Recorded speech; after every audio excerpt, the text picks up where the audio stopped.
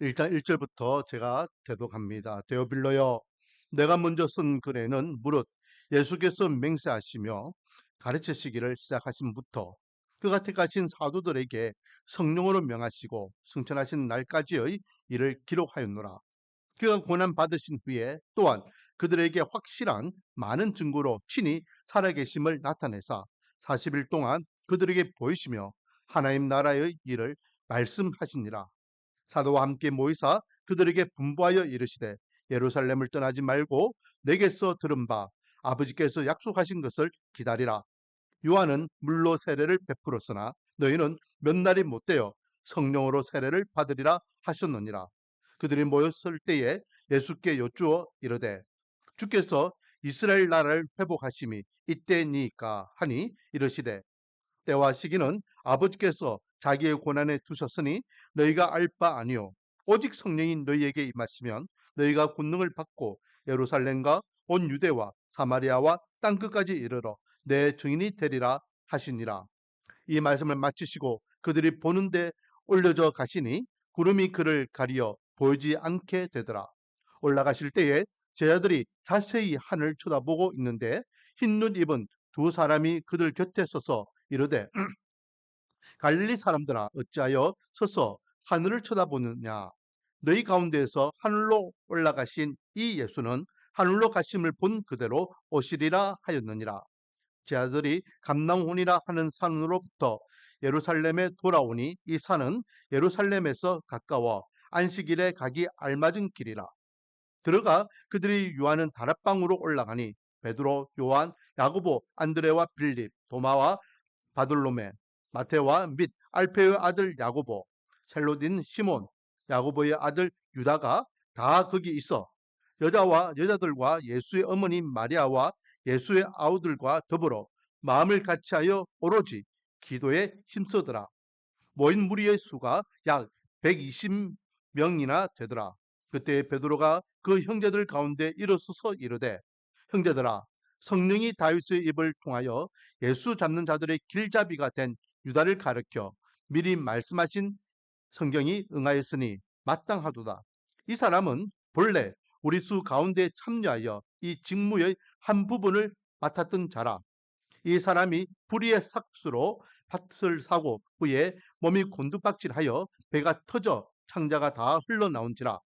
이 일이 예루살렘에 사는 모든 사람에게 알려져 그들의 말로는 그 밭을 아게다마라 하니 이는 피밭이라는 뜻이라.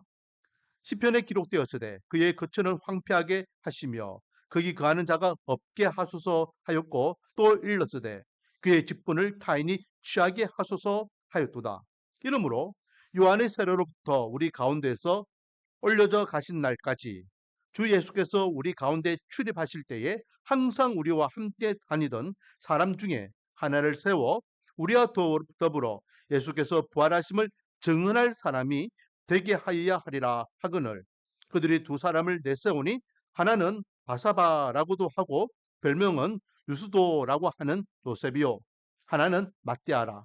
그들이 기도하여 이르되 무사람인 마음을 아시는 주여 이 두 사람 중에 누가 주님께 택하신 바 되어 봉사와 및 사도의 직무를 대신할 자니인지 보시옵소서. 유다는 이 직무를 버리고 제 곳으로 갔나이다 하고 제비 뽑아 matti아를 얻으니 그가 열한 사도의 수에 들어가니라. 아멘. 할렐루야. 오늘도 하나님께 나와 찬양과 긍배 예배로서 하나님께 영광 돌리고 주신 말씀을 붙잡고 기도의 자리로 나가는 저 여러분에게 하나님의 한량없는 은혜와 축복이 가득하기를 주님의 이름으로 축원드립니다. 자, 오늘 제목을 한번 읽어보겠습니다. 제목 시작. 사명자의 길, 사명자의 길. 우리 사도행전은 우리가 교회를 개척하고 많이 했어요.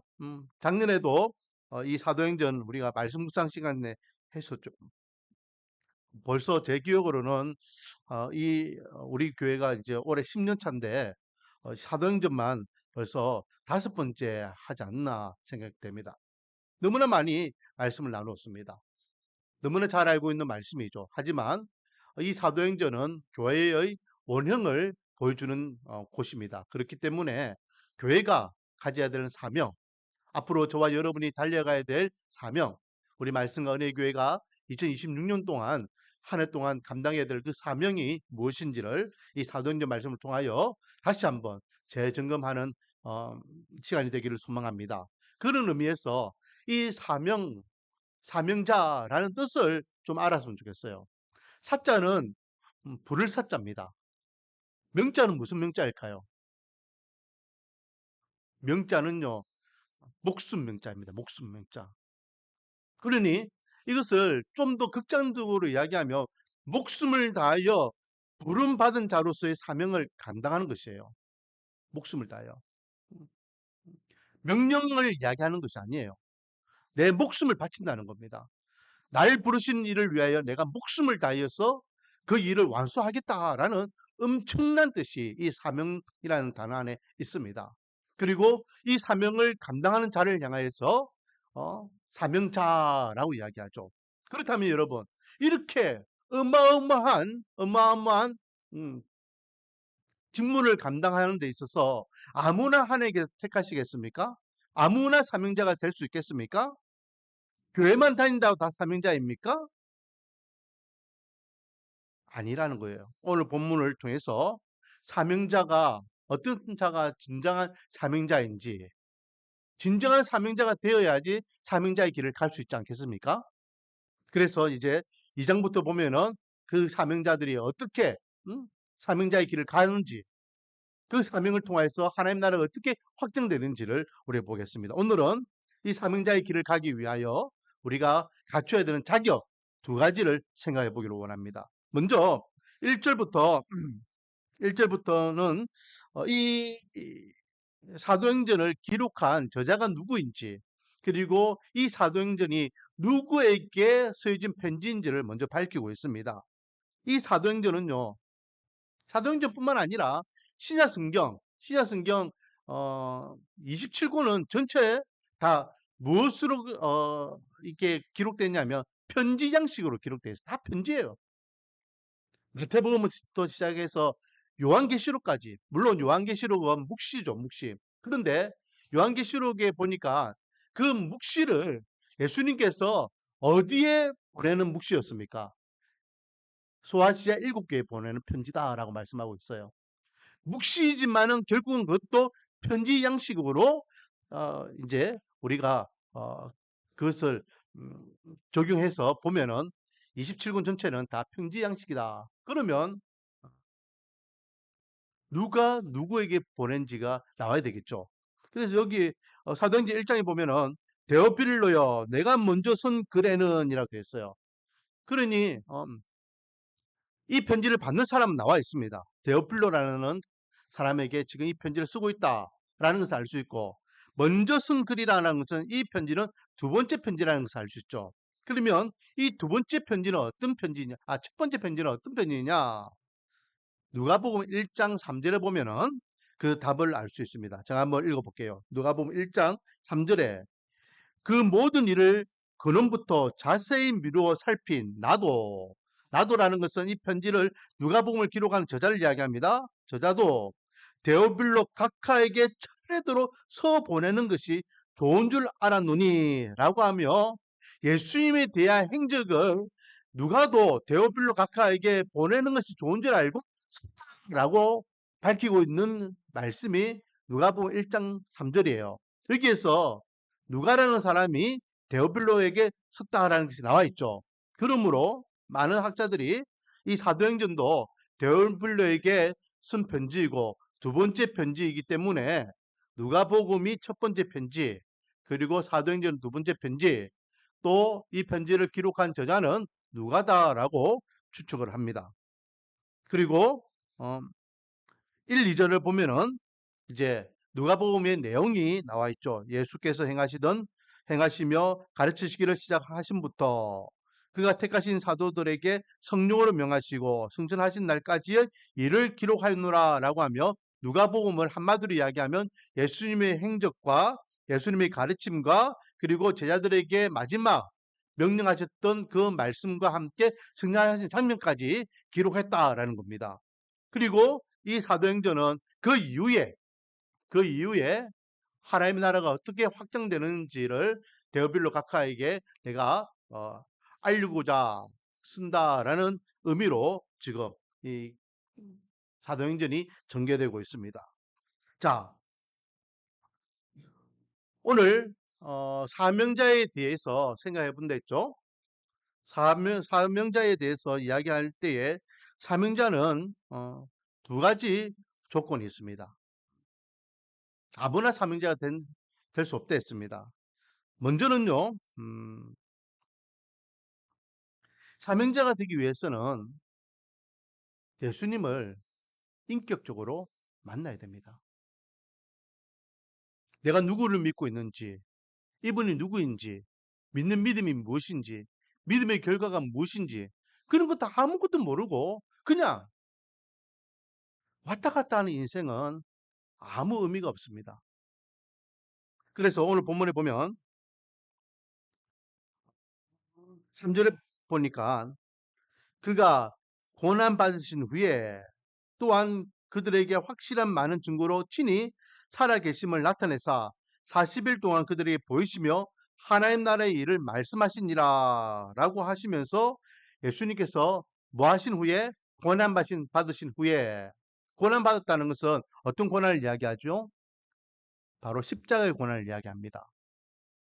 그래서 예수 그리스도께서 죽으신 그 십자가 이후에 3일 만에 부활하신 주님, 그리고 공식적으로 예수님께서는요, 부활하시고 난 다음 며칠 동안 이 땅에 계셨습니까? 40일 동안 계셨어요. 40일 동안. 40일 동안. 그래서 여러분, 그 안식일 날 예수님께 돌아가셨잖아요. 그렇죠? 안식일 날 돌아가셨습니다. 그리고 40일 동안 계셨다가 예수님께 올라가셔요. 올라가시면서 제자들에게 내가 올라가면서 너희들에게 성령을 보내주기를 약속한다라고 하며 기도하므로 성령을 기다리라라고 말씀하시죠. 거기에 대한 말씀이 5절 말씀입니다. 요한은 물로 세례를 베풀었으나 너희는 몇 날이 못되어 성령으로 세례를 받으리라라고 하며 성령을 기다리라고 해요. 자, 제자들은 성령이 언제 오실지 알았습니까? 몰랐습니까? 몰라요. 성령이 언제 올지 몰라. 그냥 막연하게 예수님께서 성령을 보내주겠다. 그래 성령을 기다리라. 기도하면 기다리라. 라고 해서 어떻게 합니까? 12절에 보면은 예수님께서 올라가시고 난 다음에 그들이 감람원에서 돌아옵니다. 14절에 돌아온 그들이 뭐 합니까? 오로지 기도에 힘썼다. 기도하는 거예요. 기도한 이유는 뭐라고요? 성령을 기다리는 겁니다. 성령을. 그렇게 성령을 기다리는데 언제 성령이 임하시죠? 2장 1절, 다음 주에 보겠지만 2장 1절에 오순절 날이 이미 이름에라고 했습니다. 오순절. 오순절이 무슨 뜻입니까? 오순절은요, 수는 열순자입니다. 그러니까 50일이 되는 것. 결국은 예수님이 6월절 어린 양으로 돌아가시고 난 다음 40일 동안 부활의 모습으로 제자들에게 보이시고 난 다음 승천하시고 그리고 그로부터 10일 후에 오순절이 임하게 되는 거죠. 그래서 예수님께서 죽으시고 십자가 돌아가시고 50일 되는 날 성령 하나님께서 오셨다. 그 구약적인 절기로는요. 이 날을 77절이라고도 합니다. 77절. 77이 49잖아요. 77이 49. 일주일이 7일이고 그 일주일이 7주가 되기 때문에 그래서 6월절로부터 7주가 지난 날이라고 이야기합니다. 그때에 성령께서 임하신 오순절이 되죠. 그래서 구약에서는 77절, 신약에서는 오순절이라고 표현하죠. 예수님께서 승천하시고 난 다음 며칠 만에 성령 오셨다? 10일 만에 오셨다. 자, 그렇게 그들이요 기다리면서 이제 성령을 기다리는데 먼저 우리가 생각해야 될 것은 예수님을 인격적으로 만나야 된다 했잖아요. 이렇게 제자들이 기다리면서 기도하는데 갑자기 15절에 보니까 베드로가 일어나서 건의를 합니다. 그 건의가 뭐냐면 다른 유다가 이제 죽고 난 다음에 12사도의 자리가 한 자리가 공식이 됐어요. 12사도가 그 10이라는 숫자는 완전수인데 완전수자가 비어버리니까 완전수를 채우기 위해서 또 다른 한 사도를 세워야 되겠다라고 건의를 하게 되고 모든 120명의 성도들이 동의합니다. 그래서 제비뽑기를 하죠. 제비뽑기를 해서 2명이 추천받습니다. 한 명은 요셉이고 한 명은 마띠아예요. 자, 이렇게 제비뽑기에서 한 명의 사도를 뽑으려고 하는데 자격이 뭐냐? 사도가 될 만한 자격이 뭐냐? 그 자격이 바로 21절, 22절이죠. 같이 한번 읽어보겠습니다. 21절, 22절. 시작. 이러함으로 요한의 세례로부터 우리 가운데에서 올려져 가신 날까지 주 예수께서 우리 가운데 출입하실 때에 항상 우리와 함께 다니던 사람 중에 하나를 세워 우리와 더불어 예수께서 부활하심을 증언할 사람이 되게 하여야 하리라. 자, 조건이 뭐라고요?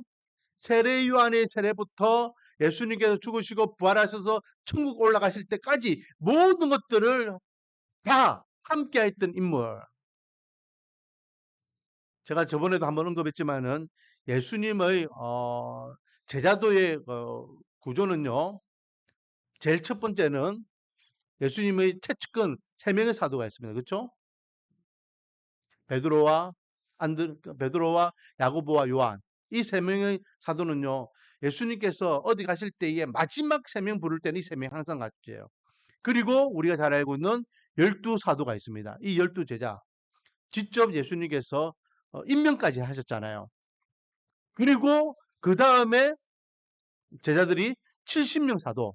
이 70명 사도는 예수님께서 2명씩 짝지어서 35팀으로 만들어서 제자 훈련 시키고 전도 훈련까지 시켰던 인물들입니다. 70명.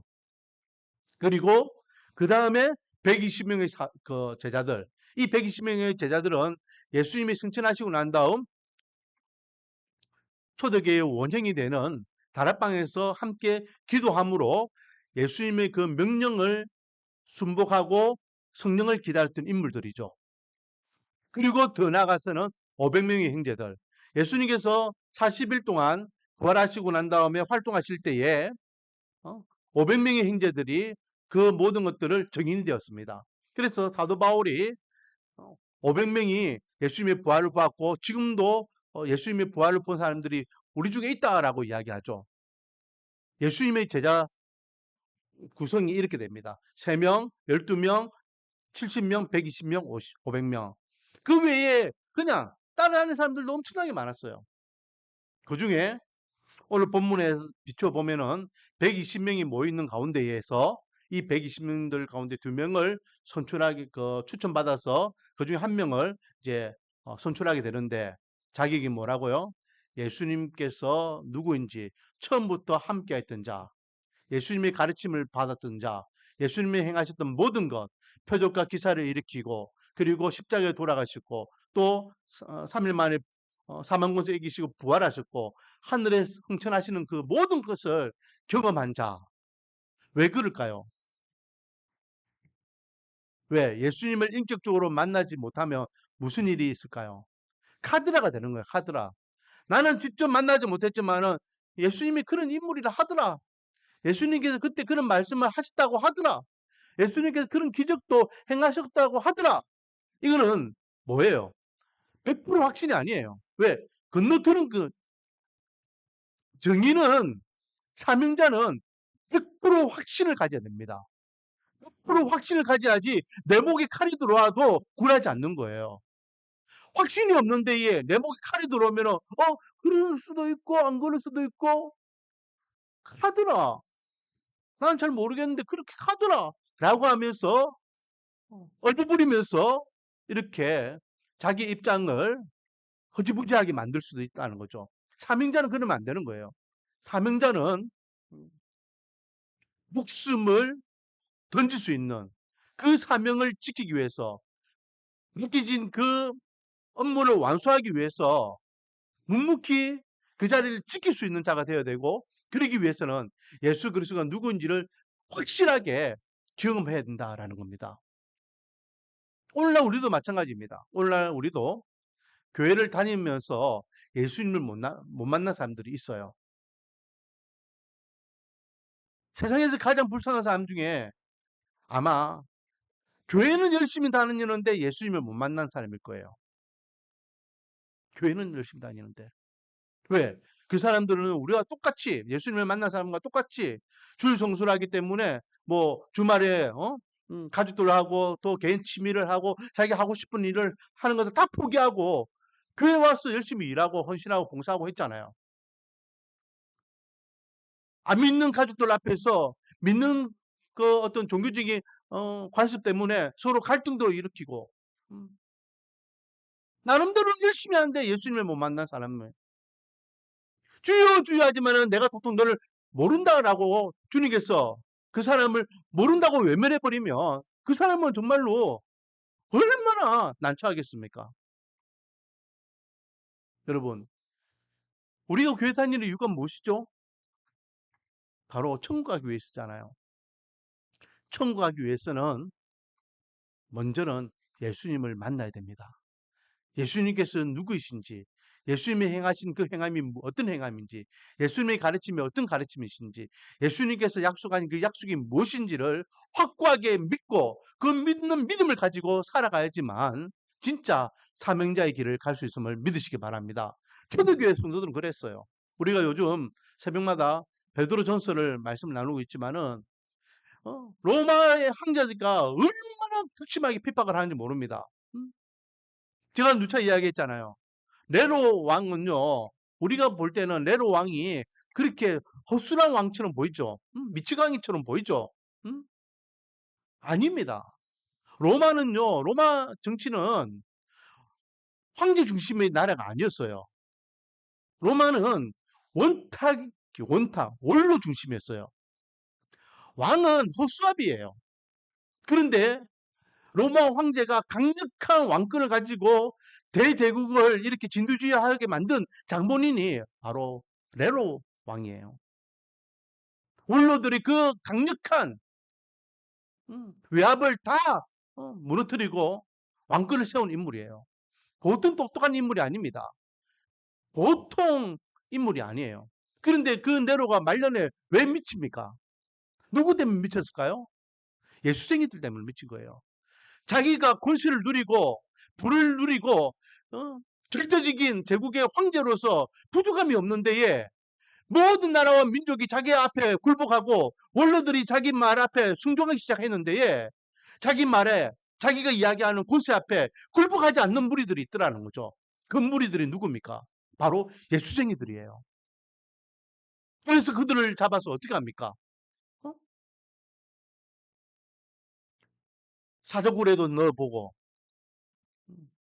또 김투사들 앞에서 피 터지게 싸워가지고 목숨도 잃게 해주고 칼로 찌르는 건 너무 쉽게 죽이니까 톱으로 몸을 캐게 하고 그래도 그러지 않는 거예요.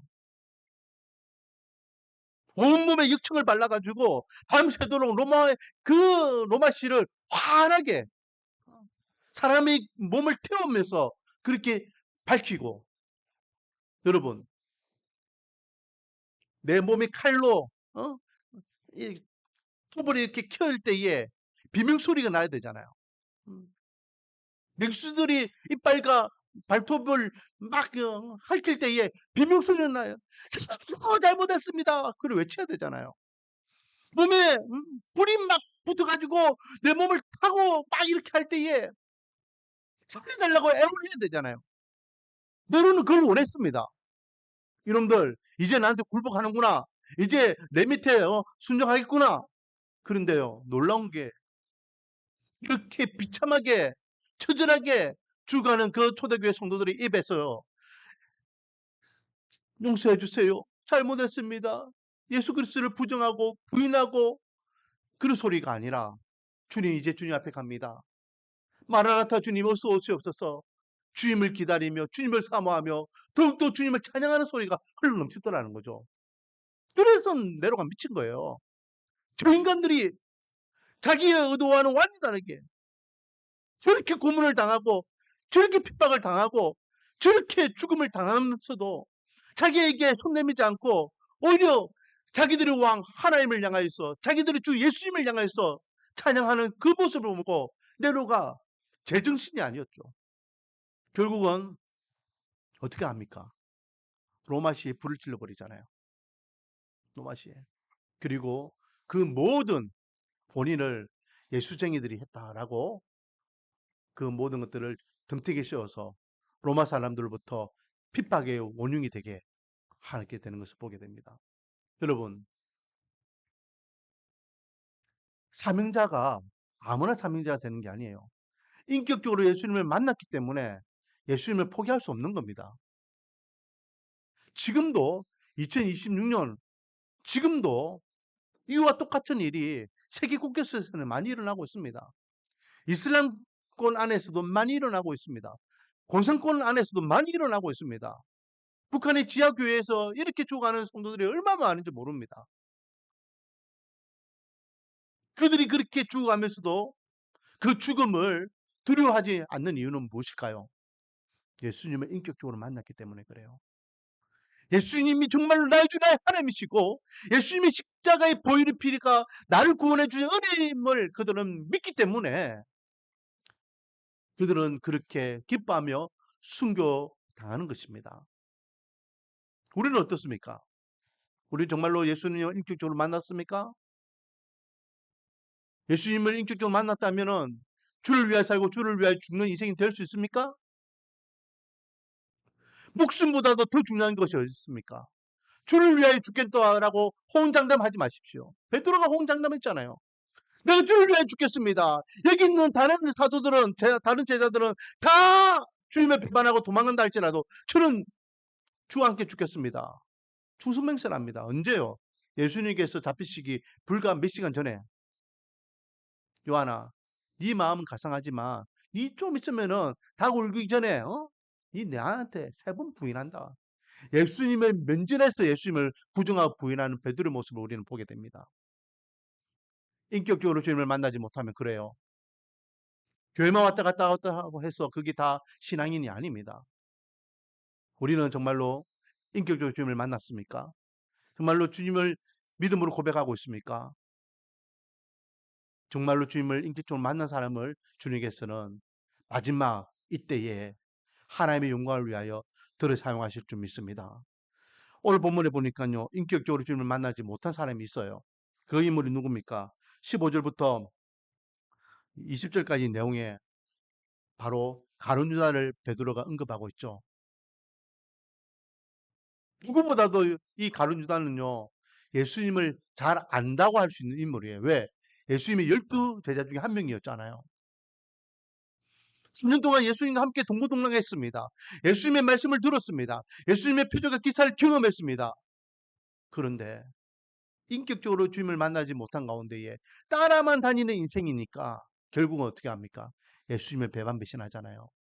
나중에 뉘우쳐서 결국은 못 매달라 죽었어. 그 나무가 끊어진과 동시에 어? 밭에 떨어져 가지고 온 천재가 터져서 그렇게 비참한 생을 마감하는 유다이지만 예수님을 인격적으로 못 만나니 예수님의 제자였던 그도 예수님을 배반하는 것을 보게 됩니다. 아무나 예수님의 맡기신 사명자가 될 수 없다라는 거죠. 두 번째, 두 번째 우리에게 주시는 교훈은 뭐냐? 오늘 본문에 보니까 성령의 은혜가 있어야 됩니다. 그래서 예수님께서는요, 음, 저희들에게 성령을 기다리라라고 말씀하셨습니다. 성령의 은혜가 있어야지만 사명자의 길을 갈 수 있어요. 우리 잘 알고 있는 말씀이죠. 8절 말씀, 1장 8절 말씀입니다. 같이 한번 읽어보겠습니다. 시작. 오직 성령이 너희에게 임하시면 너희가 권능을 받고 예루살렘과 온 유대와 사마리아와 땅끝까지 이르러 내 증인이 되리라 하시니라. 비로소 사명자로서 사명자의 길을 갈 수 있는 그 첫 발걸음은 오직 성령이 너에게 임하시면이에요. 이 말은 무슨 말입니까? 성령이 임하시지 않으면 땅끝까지 예수 그리스도 증인의 삶을 살 수 있다 못 산다? 못 산다는 거예요. 금방 이야기했던 이 제자들 십자가에 돌아가실 때까지 이 제자들의 모습은 어떤 모습이었습니까? 두려워서 도망가는 도망자들이었습니다. 예수님이 십자가에 돌아가실 때 예수님 십자가 주위에는 아무도 없었어요. 예수님께서 돌아가신 그 시체를 상품을 바르고 좀 예수님의 시신을 좀 돌보고자 하는 마음으로 무덤을 찾아갔던 인물들은 예수님의 제자들이 아니었어요. 그들은요, 마가 요한의 다락방에서 숨어가지고 벌벌벌 떨고 있었습니다. 언제 대제사장들과 종교 지도자들이 자기들 색출해서 잡으러 올 줄 몰라서 그렇게 숨어 있었어요. 예수님을 무덤을 찾아갔던 사람들은요, 나약한 여인들이었습니다. 예수님의 첫 부활을 경험한 인물들은 예수님의 제자들이 아니었어요. 하지만 2장에 넘어가면은 성령을 받은 그들은요, 인생이 완전히 달라집니다. 주를 위하여 살고 주를 위하여 죽는 인생들이 되죠. 예수님의 12제자를 위시해서 대부분의 초대교회 성도들은요, 다 순교합니다. 왜? 성령 하나님의 함께 하심이 있었기 때문에. 내 의지, 내 능력으로는요, 감당할 수 없습니다. 할 수 있다고 우리가 호언장담할 수 있는 게 아니에요. 성령님의 권능을 우리는 사명자의 길을 갈 수 있는 것입니다. 성령님의 권능으로 사명자의 길을 갈 수 있는 저와 여러분이 되기를 원하고 우리 말씀과 은혜 교회 되기를 원합니다. 그래서 교회는요, 성령 충만해야 됩니다. 초대교회의 첫 장면이 그래서 성령이 강력하게 임재하시는 모습으로 시작하는 거예요. 뛰쳐나가게 되는 그 근본적인 모습이 성령 충만한 성도들의 모습이었습니다. 원하기는 우리 말씀과 은혜 교회도 성령 충만한 교회가 되기를 원합니다. 성령님의 역동적인 역사가 일어나기를 원합니다. 오직 성령이 너에게 임하시면 땅 끝까지 이르러 내 증인이 되리라. 저와 여러분이 정말로 성령 충만하여서 마음껏 내가 만난 예수 그리스도를 전하고 선포하여 죽어가는 영혼을 살리고 죽어가는 가정을 살리고 죽어가는 내 부모 형제를 살리고 죽어가는 내 이웃을 살리고 죽어가는 이 동부산을 살리고 죽어가는 우리 부산을 살리고 죽어가는 이 대한민국을 살리고 죽어가는 열방을 살리는 하나님의 교회로 우리 말씀과 어린 교회가 길이길이 수임받기를 원합니다. 오늘은 사명자의 길에 대해서 말씀을 나눴습니다. 사명자의 길을 가기 위해서는 첫 번째 예수님을 인격적으로 만나야 된다 했습니다.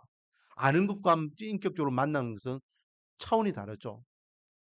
인격적으로 만날 때에 주를 위하여 죽을 수 있는 인생이 됩니다.